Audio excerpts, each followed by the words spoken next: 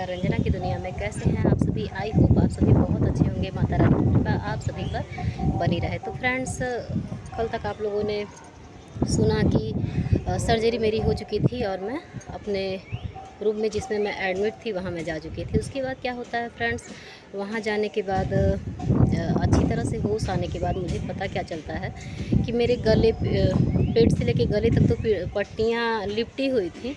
But इसके आगे क्या होता है फ्रेंड्स, अब मेरे पैर में पूरा मतलब घुटने से लेके जंघे तक पूरा दोनों पैर में पट्टी बंधी हुई है। ये देख करके तो एकदम से मतलब बता तो रहे हैं, एकदम हम रोने लगे। हम कहे बताओ, जो इतना अंग भंग हुआ मेरा, जो जला है वो तो जला ही है, और इसके बाद अब बताओ पैर पे भी ऐसा हो गया। अब हम बहुत रोना आया। फिर एक कंपाउंडर थे, वो मतलब बहुत ज़्यादा दिमाग को डाइवर्ट करते थे, वो समझाते रहते थे। मतलब उनसे इस 15 दिन 20 दिन 1 महीने में क्या हुआ कि उनसे एकदम पारिवारिक, जैसे वो एकदम परिवार की तरह हो गए थे। उतना उनका नाम था चंद्र चंद्र करके ऐसे ही था। इस समय बहुत दिन हो गया तो हम नाम भूल गए हैं। वो कहने लगे कि घबराओ नहीं, और जब भी हम रोते कुछ करते तो इधर उधर का बात करते, मतलब कुछ ना कुछ वो, हाँ, दिमाग को मेरे चेंज ही करते थे। और सबसे फिर इस बीच क्या होता है कि मम्मी का मेरे तो वही हाल था। इसमें सर्जरी में भी काफ़ी पैसा लगा, और सारा पैसा मायके वाले मेरे। इस बात से वो लोग अब तक अनजान थे, सर्जरी तक अब तक अनजान थे कि मैं जली कैसे। इस बात से वो लोग बेखबर थे, अनजान थे। और पैसा एकदम बिल्कुल अपने बेटी के मुंह में पैसा एकदम बहाए जा रहे थे, बहाए जा रहे थे। हर बात से, किसी बात का उनको टेंशन नहीं था। पूरा उन लोगों का यही था कि बस मैं बच जाऊँ।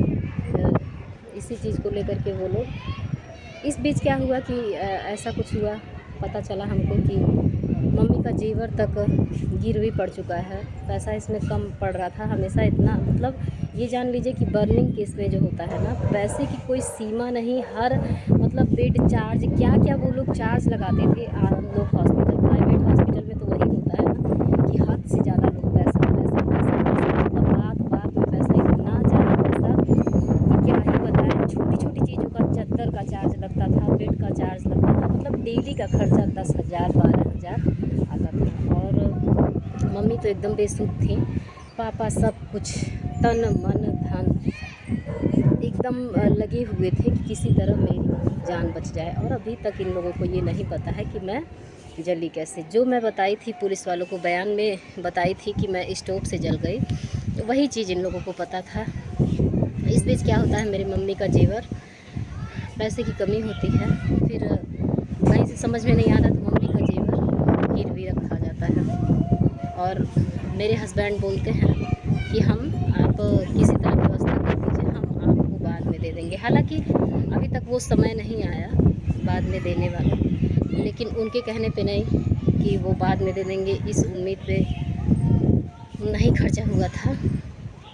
और मम्मी मेरी उस बीच, उनको अगर मौसा आए और बोले कि भाभी चलिए कुछ खा, मतलब मम्मी को एकदम बिल्कुल बेसुध पड़ी रहती थी। मेरे रूम में तो नहीं वो रहती थी, रूम में बुआ ही मेरे साथ रहती थी। लेकिन मम्मी बाहर बैठ के और यही कहती थी, सब लोग कहते थे यहाँ बैठ के आप कर क्या रही हैं, चलिए रूम पे चलिए, आराम कीजिएगा, वहाँ जाके थोड़ा आपको अच्छा लगेगा। तो कहती थी हम जी अब कैसे, रूबी ना आई अगर बची हैं तो हम यहाँ दरवाजा देखी देखी जीला, जौनी रूमवा में भर्ती बाटे रूबी, ओकर दरवाज़ा देख देख के हम दरवाजे देख के जिए, लेकिन हम यहाँ से घुस कर नहीं। मतलब उस समय हम कहें कि आप लोगों से, वो कंडीशन था कि क्या ही कहा जाए। इसके बाद क्या होता है फ्रेंड्स, मुंह मेरा, मतलब मैं कुछ खा पी नहीं पा रही थी। ये मुंह एकदम खुलता नहीं था। ये हाथ जो है ना, मैं मुंह के पास ले आ पा रही हूँ। मतलब बहुत बहुत समस्या उस समय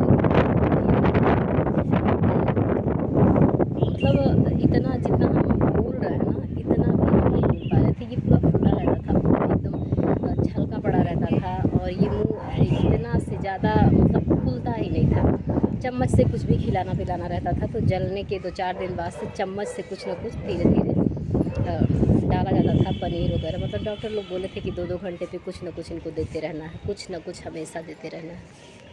तो उसी अनुसार काम होता था, धीरे धीरे करके, मतलब जो चीज़ हम 5 मिनट 10 मिनट में खा लेते हैं वो चीज़ खाने पीने में हमको आधा आधा घंटा लगता था। और बुआ धीरे धीरे करके खिलाती थी। इस बीच क्या होता है, मेरे नाक में और मुंह में, नाक में ऐसे, मतलब ये मुंह खोलना नहीं था सर्जरी में, यही डर था कि क्यों नहीं पकड़ा पूरी तरह से, ये चमड़ा बस इतने ही दूर पकड़ा है, पैर वाला चमड़ा जो निकाल के लगाया गया ये बस इतने दूर पकड़ा, और बाकी जगह क्यों नहीं पकड़ा। क्योंकि लगभग 3 दिन 4 दिन ना तो हमको बोलना था और ना तो हमको गला हिलाना डुलाना था, ना तो मुंह हिलाना डुलाना था, और कुछ भी नहीं। नाक में नली डाली जाती है। उस समय बता रहे हैं आप लोगों से, जब नाक में नली पड़ा, हे प्रभु, नाक में नली पड़ा, उसके बाद गले तक गया। अब लिक्विड चीज़ें उसमें, जूस, दूध और यही सब, मतलब उसी के भरोसे हमको 3 दिन 4 दिन तक रहना था। अब फ्रेंड्स क्या होता है, जब 2 दिन बीत गया ऐसे ही, अब हमको ये लग रहा था ना, भले ही लिक्विड जा रहा था पेट में, जो पूर्ति तो हो रही थी, बट ये है कि हमको कुछ नहीं पता चल रहा था। हमको ऐसा लग रहा था ना कि 2 दिन हो गया हम कुछ खाए पिए नहीं हैं, अजीब सा लग रहा था एकदम। और बुआ बैठ के चाय पी रही थी। बुआ से हम कहे, अरे बुआ मर जा, चाय पिया दे बुआ। बुआ कहीं, अरे बेटा चाय नुकसान करेगा, मत कहो। लेकिन जब बहुत ज़्यादा, हम बता रहे हैं आप लोगों से, चाय मेरी ज़िंदगी है, चाय एकदम से हमको चाहिए ही चाहिए। चाय के बिना तो बिल्कुल ऐसे लगता है ना कि जग सूना सूना लगता है। लेकिन उस वक्त चाय, बुआ से बहुत ज़्यादा रिक्वेस्ट किए कि बुआ प्लीज़, बुआ प्लीज़। तो बुआ एक चम्मच, दरवाज़ा बंद की, क्योंकि पापा भी देखते तो बुआ को डांटने लगते, और डॉक्टर कंपाउंडर भी देखते तो नाराज़ होने लगते। इस कदर बुआ डर रही थी। लेकिन बुआ को ये लग रहा था कि बताओ, इतना ये रिक्वेस्ट कर रही है, इतना मांग रही है, नहीं देंगे तो। जब यही बोले कि बुआ हम मर जाए, अरे बुआ पियादा चाहवा, तब बुआ चम्मच उठाती हैं, और चम्मच उठा के थोड़ा थोड़ा बूंद बूंद, जैसे एक पीना होता है, एक जीभ में छुआ दिया जाता है, उसी तरह से बुआ करने लगी। मतलब वो स्थिति, वो कंडीशन, वो सिचुएशन जो था ना, वो बहुत ही भयावह, बहुत ही भयानक था। अब मेरे मायके वाले को कब पता चलता है, आगे की बातें मैं आप लोगों को अगली वीडियो में बताऊंगी कि अब इसके बाद क्या क्या होता है। और सब बात से अनजान, सब कुछ, हालांकि जले थे हम ससुराल में, लेकिन पूरा का पूरा टोटल एकदम सारी जिम्मेदारी। अब इस बीच क्या होता है फ्रेंड्स, नली 2-4 दिन बाद, मतलब नली जब पड़ा ना, तो उस समय तो एकदम से बिल्कुल हालत ही ख़राब हो गई थी। एकदम समझ में ही नहीं कुछ आ रहा था कि ये क्या हो रहा है, और ऐसा लगता था कि जाके, मतलब अजीब ही कंडीशन था उस वक्त का। उसके बाद क्या होता है, फिर धीरे धीरे जब इतना ज़्यादा पैसा इन्वेस्ट, फिर वही भैया, चंद्रकेश उनका नाम था, वही बोले कि ऐसा है, मान लीजिए हर तीसरे दिन ड्रेसिंग होता है, तो इनको एक काम कीजिए। अब धीरे धीरे हमको, मतलब 1-1.5 महीने हॉस्पिटल में ही बीत गए। 1-1.5 महीने तक, इस बीच लगभग 1.5-2 लाख रुपए हमारे ख्याल से खर्चा हो चुका था। इसके बाद क्या होता है, 2 लाख रुपए के लगभग खर्चा हो चुका था। इसके बाद क्या होता है कि बोलते हैं वो कि यहाँ तीसरे दिन ड्रेसिंग होती है, फालतू चार्ज लग रहा है, और बहुत ज़्यादा पैसा लग रहा है। आप एक काम कीजिए, आप घर ले जाइए, और घर पे पूरा, मतलब इनको सेपरेट हर एक चीज़ चाहिए, रूम इनका सेपरेट हो, और सफाई होनी चाहिए, और ड्रेसिंग करवाना है तो आके आप हॉस्पिटल में तीसरे दिन आके ड्रेसिंग आप यहाँ पे करवा लीजिएगा।